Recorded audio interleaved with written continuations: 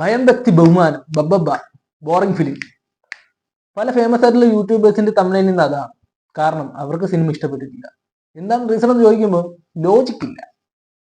Cinema കാണുന്നതിന് മുമ്പ് തന്നെ ഫസ്റ്റ് ആ ഒരു മൂവിയിലുള്ളവർ പറയുന്നുണ്ട് ലോജിക് ഇല്ല, ഒൺലി മാഡ്നസ് നോ ലോജിക്.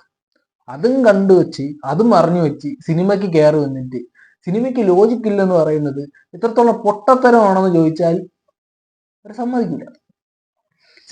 പിന്നെ ഉള്ള കാര്യം ബബ്ബ ഞാൻ കണ്ടു, എനിക്ക് ഒബ്വിയസ്ലി ഇഷ്ടപ്പെട്ട ഒരു സിനിമ.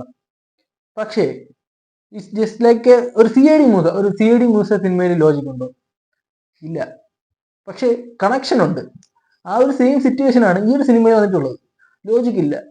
പക്ഷേ ഒരു അത്യാവശ്യം നല്ല രീതിയിൽ ഒരു എന്റർടൈൻമെന്റ് പ്ലസ് ഒരു പൂരപ്പറമ്പ് കാറ്റഗറിയിലോട്ട് ഈ ഒരു സിനിമ നമുക്ക് കൊണ്ടെത്തിക്കാൻ വേണ്ടി അവർക്കും സാധിച്ചു എന്നുള്ളതാണ്. ഞാൻ ഫസ്റ്റ് ഡേ ആണ് ഇന്ന്. മോർണിംഗിന് ടിക്കറ്റ് കിട്ടിയില്ല, ഈവനിങ് ടിക്കറ്റ് കിട്ടിയില്ല, ഉച്ചയ്ക്കുള്ള ഷോയ്ക്ക് ടിക്കറ്റ് കിട്ടിയില്ല. ഈ ഒരു ടിക്കറ്റ്, അതായത് ഒരു കോർണർ സീറ്റ് മാത്രം ഒഴിഞ്ഞു നടന്നത്. ഒരു ഫാമിലിയുള്ള 4 പേര് ടിക്കറ്റ് ബുക്ക് ചെയ്തു, അതിൽ ഒരാൾ വന്നില്ല. ആ ടിക്കറ്റാണ് എനിക്ക് കിട്ടി, ഞാൻ പോയി കണ്ടത്. അത്രയ്ക്ക് ഒരു ഹൈപ്പിനൊത്ത സിനിമ. ഞാൻ പ്രതീക്ഷിച്ചതിനേക്കാളും എനിക്ക് നല്ലൊരു റിസൾട്ട് കിട്ടിയ ഒരു സിനിമയാണ് ഇർബബ എന്ന് പറയുന്നത്. പല സിനിമ ദിലീപിന്റെ പല മൂവി റെഫറൻസ് ഉണ്ട്, പഴയ ഒരു സിനിമ റെഫറൻസ് ഉണ്ട്. എല്ലാം കൊണ്ടും ബെറ്റർ ആയിട്ടുള്ള സിനിമ. ദിലീപിന്റെ ഇപ്പോഴത്തെ എല്ലാ വിഷയവും അല്ലെങ്കിൽ മുമ്പ് ഇറങ്ങിയിട്ടുള്ള എല്ലാ സിനിമയെക്കാളും അപേക്ഷിച്ച് നല്ലൊരു സിനിമ തന്നെയാണ് ഈ ഒരു ബബ്ബ എന്ന് പറയുന്നത്. ഉറപ്പായിട്ടും ഫസ്റ്റ് ഹാഫിൽ ലാഗായിട്ട് തോന്നിയത് എനിക്ക് ഫസ്റ്റത്തെ ഒരു 20 മിനിറ്റ് ലാഗായിട്ട് തോന്നി. 20 മിനിറ്റ് നമുക്ക് ഒരുമാതിരി ലാഗ് അടിപ്പിച്ച് പോകുന്ന ഒരു സിറ്റുവേഷനാണ് ഫസ്റ്റ് ഹാഫിൽ ഉണ്ടാകുന്നത്. പിന്നീട് അങ്ങോട്ട് ലാഗിങ് എന്ന് വെച്ചാൽ എന്താണെന്ന് ചോദ്യം വരും. അതാണ് മെയിൻ ആയിട്ടുള്ള റീസൺ. പിന്നെ ഞാൻ പറഞ്ഞ പോലെ പല സിനിമയുടെ റെഫറൻസ് ഗില്ലി യൂണിവേഴ്സ് നല്ല രീതിയിൽ തന്നെ സെറ്റ് ചെയ്തിട്ടുണ്ട്. അതുകൊണ്ട് മെയിൻ ക്യാരക്ടറാണ് മോഹൻലാൽ എന്ന് പറയുന്നത്. ഞാൻ പറഞ്ഞ സ്പോയിലർ ആയിട്ട് മനസ്സിലായില്ലേ? ഈവൻ ചിലവർ വന്നിട്ട് പടം തൂക്കിയില്ല, അതാണ് ഇതാണ് പല റിവ്യൂസിൽ. ഈവൻ ഞാൻ ഒരു വീഡിയോ കണ്ടു, ഒരുത്ത നല്ല രീതിയിൽ റിവ്യൂ പറഞ്ഞുകൊണ്ടിരിക്കുമ്പോൾ അതിന്റെ ഗിട്ടേ കയറി സിനിമ കൊള്ളൂലെന്ന് പറയുന്നത്.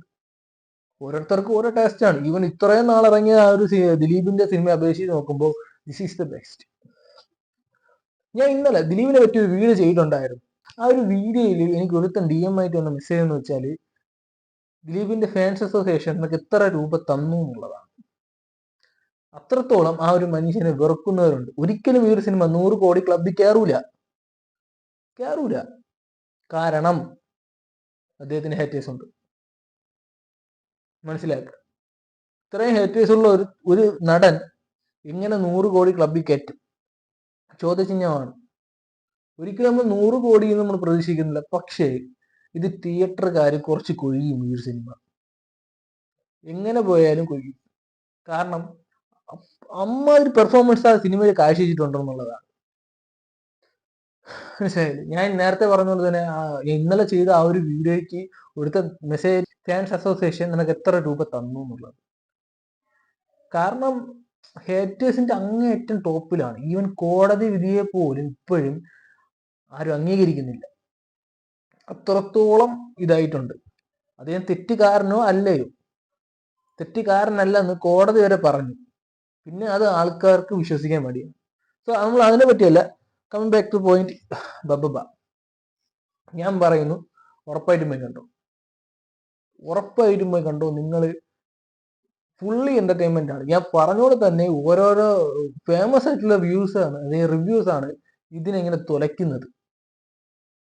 മനസ്സിലായില്ലേ? അവരുടെ ടേസ്റ്റിനെ പറ്റി സിനിമകൾ പറയുമ്പോഴും നമുക്ക് ഇഷ്ടപ്പെട്ട ആ ഒരു ദിലീപേട്ടൻ ജനപ്രിയൻ അവിടെ നമുക്ക് കാണാൻ പറ്റും. പെർഫോമൻസിലായിരുന്നാലും ആക്ടിങ്ങിലായിരുന്നാലും ഫ്ലാഷ് ബാക്ക് സ്റ്റോറിയൊക്കെ പക്കയായിട്ടാണ് സെറ്റ് ചെയ്തത്. സോ എന്തായിരുന്നാലും എനിക്ക് ഇഷ്ടപ്പെട്ട ഒരു സിനിമയാണ്. ഞാൻ ഉറപ്പായിട്ടും നിങ്ങൾ റെഫർ ചെയ്യും. സോ നിങ്ങൾ ജസ്റ്റ് പോയി കണ്ടിട്ട് എന്താണുള്ള അഭിപ്രായം നിങ്ങൾ ഈ കമന്റ് ബോക്സിൽ തന്നെ കമന്റ് ചെയ്യും.